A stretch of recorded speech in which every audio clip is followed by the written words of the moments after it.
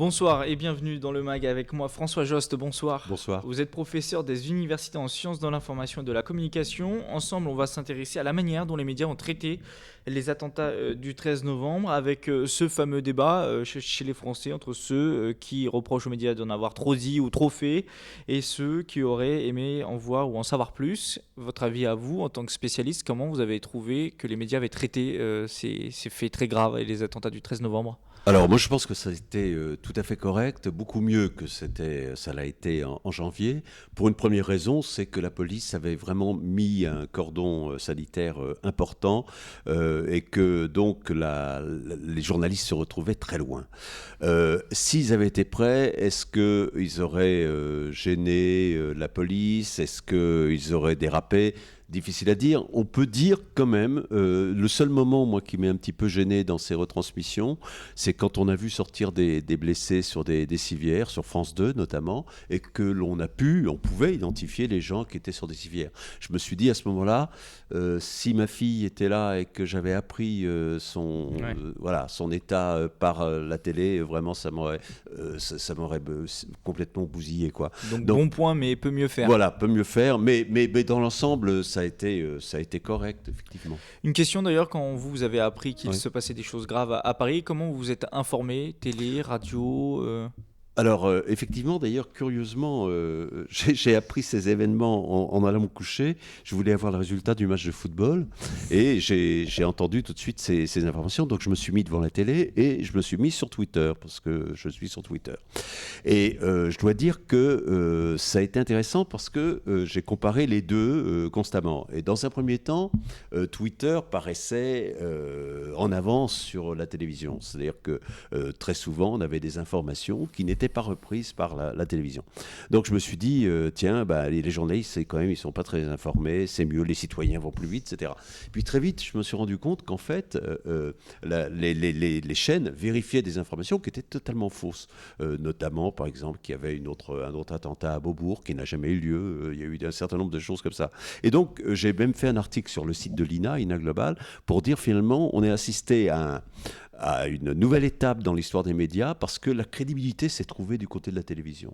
C'est-à-dire qu'on s'est rendu compte que les gens disaient vraiment n'importe quoi sur Twitter. Et que les journalistes, finalement, pouvaient servir à quelque chose. Absolument, et que les journalistes étaient les gatekeepers qu'on attend qu'ils soient, c'est-à-dire qu'ils vérifiaient des informations, et le lendemain, on a vu d'ailleurs que sur Twitter, ça pouvait mener à des trucs assez catastrophiques, puisque Place de la République, il y a eu des rumeurs d'attaques, de choses comme ça, qui ont réellement créé des paniques. Pour continuer à parler du traitement médiatique, dans le cas de ces attentats, où placez-vous le curseur entre la liberté d'informer et l'information spectacle, voire la course au sensationnalisme? Alors, écoutez, là-dessus, il y a un certain nombre de décisions de justice, de procès qui sont intéressants. J'ai écrit un livre qui s'appelle « Les médias et nous », dans lequel je parle beaucoup de ça.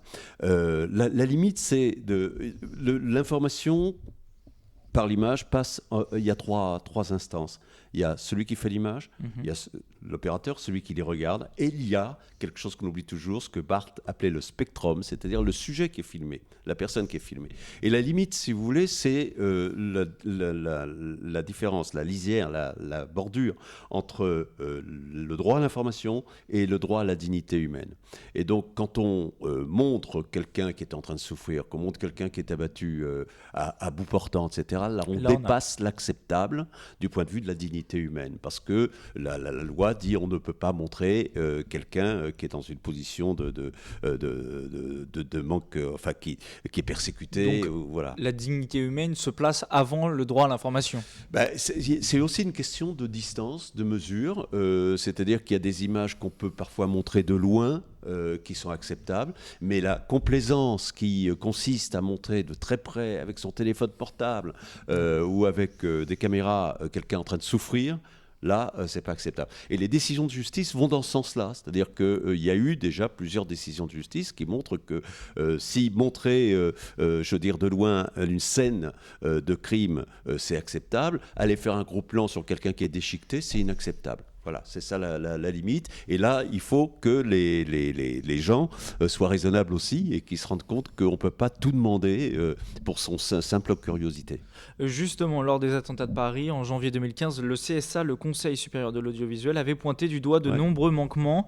Il avait émis 21 mises en Mm. demeure et 15 mises en garde après la diffusion de certaines images violentes, la divulgation de l'identité de certaines personnes mises en cause ou la divulgation encore de certaines informations concernant le déroulement des opérations de police. Est-ce que pour vous, le CSA aurait-il dû être plus sévère ou Non, finalement c'était juste? non, moi je pense que j'ai été un des rares qui publiquement a écrit des articles, etc., pour soutenir la décision du CSA qui a été extrêmement critiquée par les médias. Plus sévère, Oui. je ne crois pas, parce que vous savez, il y a des gradations, mais c'était déjà assez sévère. D'ailleurs, il faut voir comment les médias ont réagi. Alors, il y a le fait de renseigner la police qui est extrêmement. Pardon, de renseigner les criminels, ce qui est évidemment extrêmement dangereux. Mais il y a aussi, je me rappelle cette image de Charlie, du pauvre policier qui s'est fait abattre à bout portant. C'était largement Voilà. visionnable sur Et qui a Internet. été non seulement sur Internet, mais sur la une du Point, encadré. Bon, je crois que d'ailleurs, il y a un procès qui est intenté par la famille, etc. Ils ont raison, parce que là c'est inadmissible, si vous voulez, vous imaginez, ou comme le petit Alian qu'on a trouvé sur la plage. Il faut imaginer que ces gens-là ont aussi des proches, et que si vous avez votre enfant qui meurt déjà atrocement, le voir partout dans des conditions déplorables, tristes, etc., c'est insupportable. Donc il faut toujours penser qu'il y a quelqu'un dans l'image et qu'il y a des gens autour de cette personne-là, il y a des proches, il y a de la famille. Parlons d'un autre phénomène. En novembre dernier, une vaste opération de lutte contre le terrorisme a eu lieu à Bruxelles. Les autorités Ouais. ont alors demandé aux Belges et aux internautes de ne pas divulguer d'informations sur les opérations, notamment sur les réseaux sociaux. C'est-à-dire que là, on bascule complètement de l'autre côté, mais aussi à l'antenne des médias. Une demande qui s'est traduite par un hashtag, par exemple sur Twitter, Bruxelles Lockdown, et la publication de photos de chats. C'était assez drôle. Qu'est-ce que vous pensez de cette réaction sur les réseaux sociaux ? Bah, je trouve que c'est assez bien, à vrai dire. Je trouve que c'est assez citoyen de comprendre qu'effectivement, il y a des choses qu'on ne peut pas faire parce que on a du mal à imaginer que les terroristes sont aussi des spectateurs, par exemple. Alors qu'aujourd'hui, on sait tous qu'avec notre téléphone, on peut regarder n'importe où la télé. Donc, que tout d'un coup, des gens prennent conscience du fait qu'il faut s'abstenir de donner des informations et qu'on joue avec les chats. En plus, les chats, c'est quand même ce qu'il y a de plus télégénique. Ça me paraît. Je pense que là, ils ont eu tout à fait raison de faire ça. Et qu'est-ce que vous pensez de la réaction des médias belges là, qui ont décidé de passer sous silence les opérations policières? Est-ce que là, on atteint la liberté de la presse ou... Non, mais si vous voulez, si la presse sert à quelque chose et qu'elle interagit avec la réalité, il faut en tenir compte.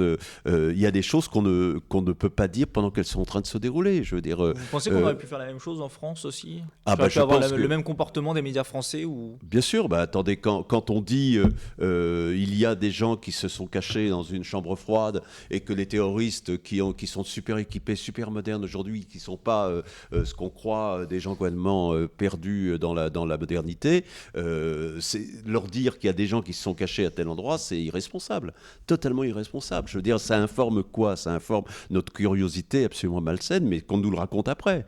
Mais moi, je pense même que, si vous voulez, la façon dont on fait témoigner des gens qui ont été en première ligne pour attaquer dans le Bataclan, etc., je ne suis pas sûr qu'il faudrait le divulguer, parce que malheureusement, ça se reproduira peut-être, sans doute, pour les terroristes. S'ils savent comment la police débarque, c'est des indications extrêmement précieuses pour eux. Donc, il faut quand même... vous savez, les journalistes disent en général, mais nous, on fait notre métier de journaliste. Et ce à quoi je réponds très souvent, faites d'abord votre métier d'homme. Voilà.